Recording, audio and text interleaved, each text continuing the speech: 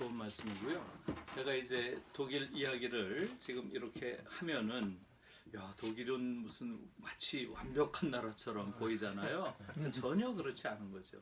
전혀. 사실은 독일이 무슨 우리가 추구해야 될 기본 모델일 수가 없는 거고요.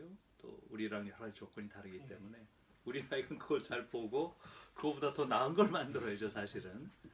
근데 독일이란 나라는 아시다시피 20세기의 독일이라고 하는 것은 그야말로 유럽에서 가장 문제가 많은, 특히 부정적인 측면에서 문제가 많은 나라였죠. 1차 세계대전, 2차 세계대전, 홀로코스트. 이게 그러니까 유럽에서는 항상 그런 말이 있어요. 유럽 문제는 늘 독일 문제다. 이게 유명한 말이에요. Europäische Frage ist immer deutsche Frage. 그런 말이 있어요. 그래서 실제로 이제 독일이란 나라는 사실은 아주 이상적인 모델이라기보다는 오히려 문제아에 가까운 그런 나라였죠. 예. 그러던 것이 실제로 2차 세계대전 이후에 확 바뀌었느냐? 아니에요. 2차 세계대전이 끝나고 나서 일종의 이제 나치즘에 대한 과거 정상 같은 게 있어야 되잖아요. 그것도 제대로 안 됐어요. 우리랑 똑같아요. 우리도 지금 친일에 대한 과거 청산이 전혀 안 됐잖아요. 사실상 독일도 비슷해요. 그 청산도 안 됐어요. 독일도 똑같아요. 왜 그랬겠어요? 2차 세계대전이 끝나자마자 아주 급속한 속도로 냉전이 시작되잖아요. 미소 간에 급격하게 서로 이제는 대립하기 시작하니까 그 대립 속에서 말하자면 서방에서는 반공전선을 만들기 위해서 급격하게 반공체제로 전환했잖아요. 그러다 보니까 그렇게 된 거죠. 우리도 똑같고 그거는 우리와 독일이 똑같아요. 똑같아요. 지금 우리도 결국은 미국의 입장에서는 남한에 가지고 있는 가용 자산들, 그 인적 자원이든 뭐든 간에 그걸 활용해야 된다고 생각 안. 그러면 쓸 수 있는 게 누구예요? 영어를 할 수 있는 사람들, 그 다음에 행정적인 기능을 할 수 있는 사람들. 그러니까 보니 이거는 미국인들에게는 아무런 의미가 없는 거예요. 이 일을 수행할 능력이 있느냐 없느냐죠. 그걸 가지고 뽑아 쓴 거 아니에요? 독일도 똑같았어요. 독일도 그래서 나치 정산이 안 돼요. 예, 우리랑 똑같아요. 그거는. 그러니까 그것을 규정한 것은 미국의 세계 전략이죠. 신속한 반공체제 구축. 아시아에서도 마찬가지, 유럽에서도 마찬가지인 거예요. 그러니까 반공의 최전선이었던 거죠. 독일도 마찬가지잖아요. 동독, 요 선이 소위 아이언 커튼의 선 아니에요. 우리도 지금 남북을 가르는 게 아이언 커튼의 선 아니에요. 소위 철의 장막이라고 하는 냉전의 선. 그게 우리랑 똑같았던 거죠. 독일도 전혀 안 됐어요. 과거 정상이 그 당시에. 그 다음에 이제 마찬가지로 분단을 겪은 것도 똑같고 우리랑. 그래서 분단이 되면서 서로 간의 적대 상황, 이것도 똑같았어요. 그 다음에 이제 그런 복지냐 성장이냐 했을 때 독일도 복지국가가 애초부터 복지국가를 지향했던 게 아니에요. 처음에는 성장 전략이죠. 우리들이 다 잘 알듯이 라인강의 기적 이런 것들이 다 이제 급속한 경제 성장, 성장 드라이브를 건 거죠. 그것이 이제 바뀐 전기가 있었을 거 아니에요. 네. 그게 68입니다. 그렇구나. 네, 그러니까 우리가 이제 대체로 잘 몰라요. 네. 우리가 지금 아는 독일은 초기의 독일이 아니에요. 그렇죠. 그 이후의 독일이에요. 네. 빌리 브란트가 그 68혁명 직후에 정권을 잡고 그렇게 개혁을 시도한. 그렇죠. 열매가 될 수 있겠네요. 그럼요. 그러니까 독일은 어떻게 보면 그런 의미에서는 타이밍이 잘 맞았어요. 또 타이밍이 잘 맞았다기보다는 그 흐름을 빌리 브란트가 탔다고 볼 수도 있고, 한편으로 보면 68혁명이라고 하는 거대한 변혁의 흐름, 그걸 타고 빌리 브란트가 수상이 된 측면도 있고, 또 그 흐름 속에서 어쨌든 최초의 정권 교체가 빌리 브란트로 되면서 단순히 이것이 하나의 어떤 이념이나 주장이 아니라 정치 권력을 가진 자가 그 이념을 수용해서 구체적인 사회 변혁을 만들어가는 그런 것이 됐기 때문에 독일이 변할 수 있었잖아요. 그렇게 보면 지금 복귀를 해보면 운도 좋았던 거죠. 그때 정치 권력도 탁 이렇게 바뀌면서 그게 최초예요, 독일에서. 초기에 49년에 독일의 이제 정권이 쓰거든요. 우린 48년에 우리 정권이 네. 쓰죠. 재헌의회가. 독일은 1년 후에 우리보다 1년 느려요. 우리가 48년, 독일이 49년인데 69년에 빌리 브란트 정부가 쓰니까 20년 만에 정권 교체가 된 거예요. 독일도. 그러면서 딱 빌리 브란트로 정권 교체가 되면서 완전히 새로운 독일이 된 거예요. 다시 말하면 과거 청산이 안 돼 있던 나라에서 과거 청산의 모범적인 국가. 그건 우리가 알다시피 브란트가 무릎 꿇은 그 장면이 아주 상징적이잖아요. 그죠? 예. 폴란드 가서 무릎 꿇은 장면이 상징적이죠. 그 다음에 이제 그런 분단을 공고화하는 그런 반공정책 이런 데서 브란트는 오스트폴리틱이라고 하는 동방정책, 화해정책으로 전환하죠. 대결정책에서 화해정책으로. 그 다음에 이제 성장정책에서 복지정책으로 이 세 가지가 딱 전환을 하는 거죠. 그러면서 오늘날에 우리가 알고 있는 독일이 탄생한 거죠. 그러니까 오늘날 우리가 알고 있는 독일은 완전 68혁명이 만든 독일이에요. 그 과정에서 교육이 결정적인 역할을 했다는 게 이제 제가 드리는 말씀인 거죠. 그런데 지금 이제 우리 상황과 조금 비교해 보면 우리도 어쨌든 2016년, 17년에 소위 촛불 혁명이라고 하는 사회적 대변화를 그렇죠. 겪었고 바로 정권 교체도 일어났고 그랬는데 이제 그 이후의 상황들을 좀 보면 굉장히 반동적인 움직임들, 오히려 더 보수 그렇죠. 주의를 추구하는 사람들이 굉장히 좀 높아졌었던 기억도 좀 있고 또 아쉽게도 현재 우리 문재인 정부는 그런 교육에 있어서의 어떤 변화를 과감하게 선택하지 못하고 계속 좀 현실과 타협하는 모습도 좀 보였었거든요. 그거는 우리 사회의 어떤 그런 소위 그런 혁명에 대한 에너지 또는 변화에 대한 어떤 그런 열망과 에너지가 좀 독일보다는 약했다고 볼 수 있는 게 아닌가 뭐 이런 생각이 들고 반대로 독일은 그런 68혁명 이후 빌리 브란트의 그런 개혁에 대해서 반대하고 반발하는 세력도 그러면 꽤 컸을 것 같은데 우리 사회랑 비교해 보면 그렇죠. 그걸 어떻게 극복해갔는지 좀 궁금하고 그러네요. 맞아요. 독일의 경우도 반발이 사실 컸어요. 저는 반발이 별로 없는 줄 알았어요. 몰라가지고. 독일은 비교적 그래 순탄하게 동방 정책, 동국권과의 화해 정책 이런 것들도 펼치고 그 다음에 이제 그런 여러 가지 사회적인 변혁들, 복지국가로 가는 거, 그 다음에 과거 청산 이럴 줄 알았는데 아니더라고요. 굉장히 강한 저항들이 있었고 또 기득권들 20년 동안의 기득권 그 다음에 말하자면 그 청산되지 않은 과거란 말이 굉장히 오래 회자됐거든요. 그러니까 과거의 그 친나치 세력들 우리 친일파처럼 그 세력들이 여전히 남아서 그 지역에서는 굉장히 강고한 뿌리를 가지고 있었고요. 이제 그런 것들과 어떻게 싸울 것인가 이게 독일에서도 굉장히 큰 문제였고요. 그래서 저희가 이제 그 브란트의 핵심 참모가 에곤 바라는 분이 있어요. 에곤 바라는 분이 이제 그 굉장히 유명한 사람이죠.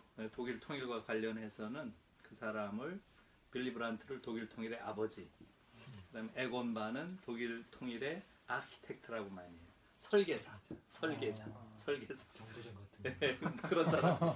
그러니까 이제 에곤 바인데 그 에곤 바랑 인터뷰를 하면서 에곤 바 그 얘기를 하더라고요. 결국은 자기가 보기에 지금 68 이후에 동방정책, 복지국가, 과거 청산이라고 하는 이 세 가지 이것을 브란트가 할 수 있었던 것은 환경이 좋아서 결코 아니다. 결국은 정치 지도자라고 하는 것은 두 가지가 반드시 필요한데 빌리 브란트가 그걸 가지고 있었다. 첫 번째는 용기, 두 번째는 비전이다.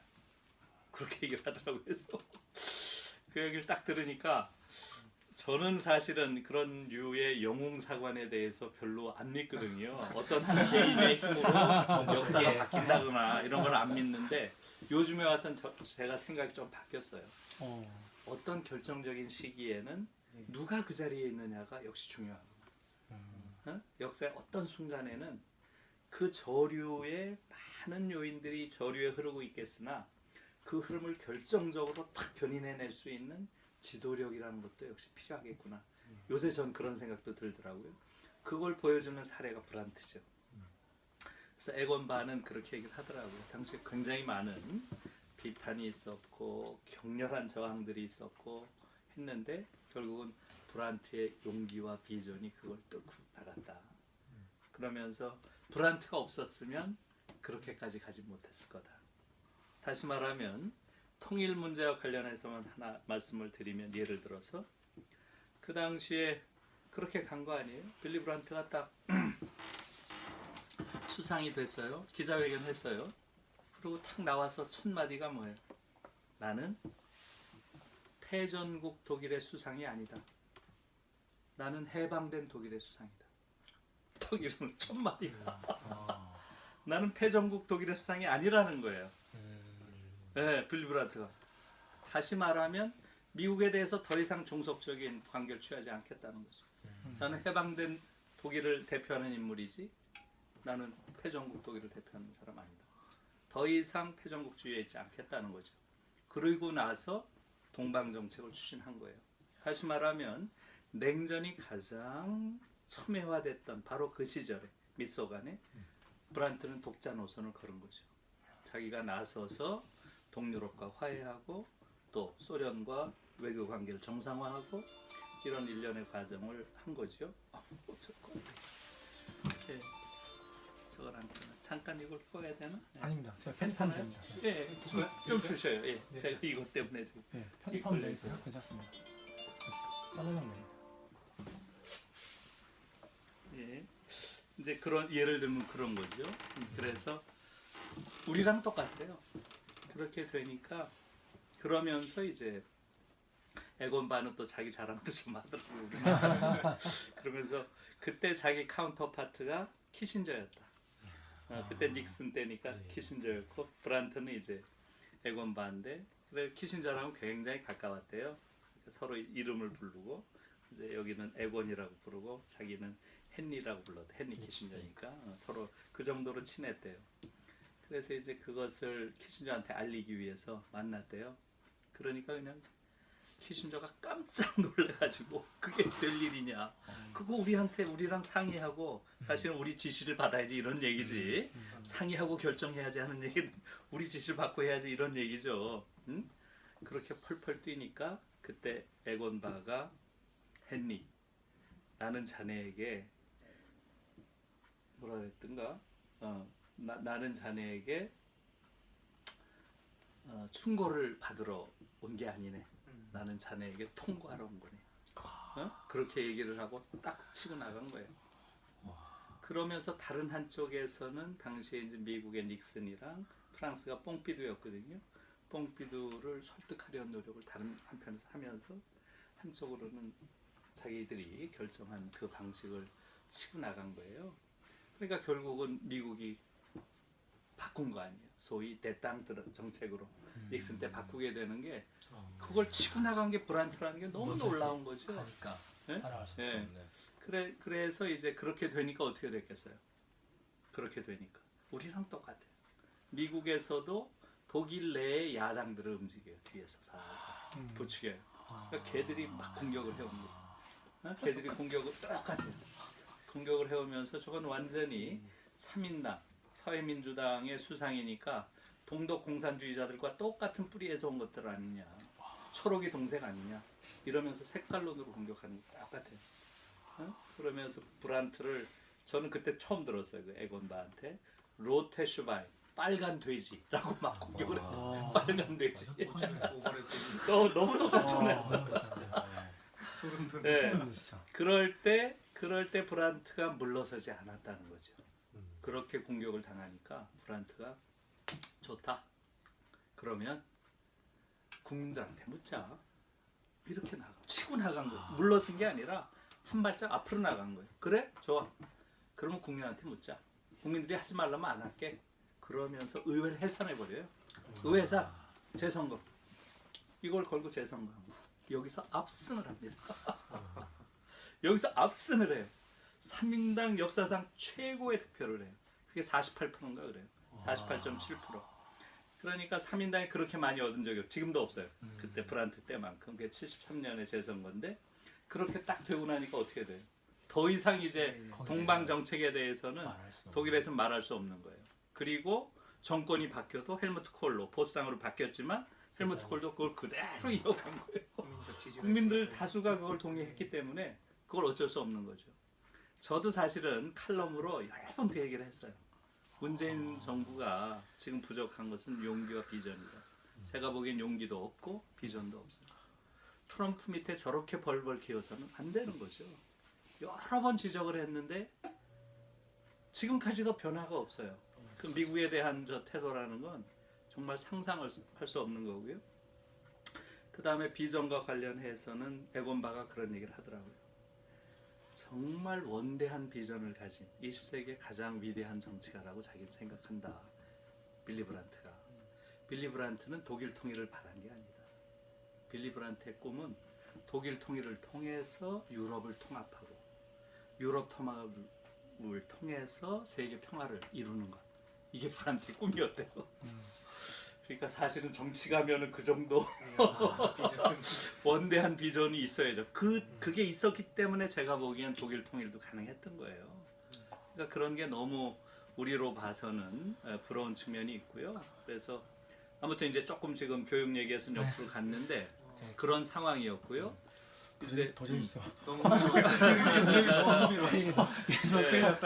빠져들었어. 그때 상황이 이제 그래서 우리랑 많이 오버랩이 되잖아요. 그러니까 이제 지금 문재인 정부에서도 촛불 정부의 정체성을 가져야 된다. 그리고 문재인 정부는 그냥 여러 교체된 정부 중에 하나가 아니고 2016년이라고 하는 아까 말씀대로 한국 역사에서 굉장히 중요한 전환점이 될 수 있는 촛불 혁명이라는 게 그런 걸 통해서 나온 일종의 혁명 정부. 저는 문재인 정부는 혁명 정부의 정체성을 가져야 된다. 제가 칼럼 같은 데서 여러 번 썼어요. 그러니까 여러 그냥 교체된 정권이 아니다. 그런데 지금 4년 됐잖아요. 근데 이 정부가 사실은 무엇을 했는가 돌아보면 상당히 아쉬운 점이 많은 거죠. 예.